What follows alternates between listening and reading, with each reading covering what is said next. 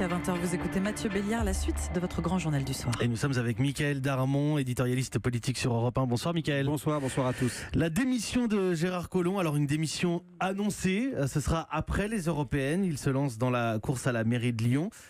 Comme Nicolas Hulot, il annonce lui-même son départ dans les journaux. Aujourd'hui, quand on ne veut plus être ministre, on ne se prive pas de le dire, Mickaël. Oui, c'est pas vraiment une bonne nouvelle pour l'exécutif, mais c'est vrai, vous avez raison. Ce que ce nouvel épisode démontre, en fait, c'est tout simplement que le job de ministre a bien changé.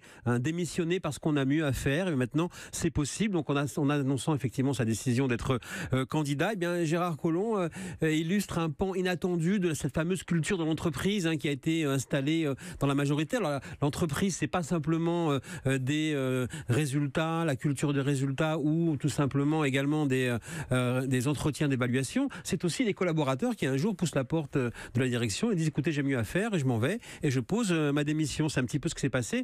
Donc en fait, c'est un peu l'ironie de l'histoire. Gérard Collomb, le patriarche du macronisme, donne une leçon de nouveau monde au chef de l'État. Et pourquoi maintenant ?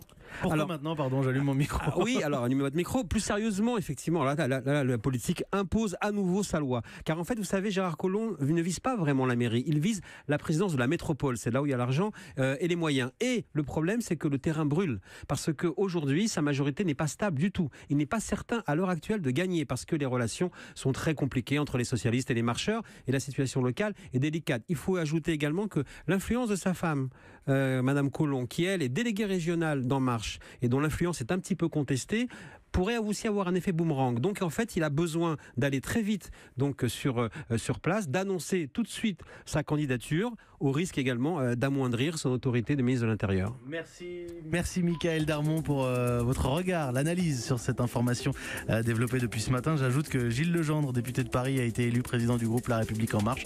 Comme son prédécesseur Richard Ferrand, ça n'est pas une femme.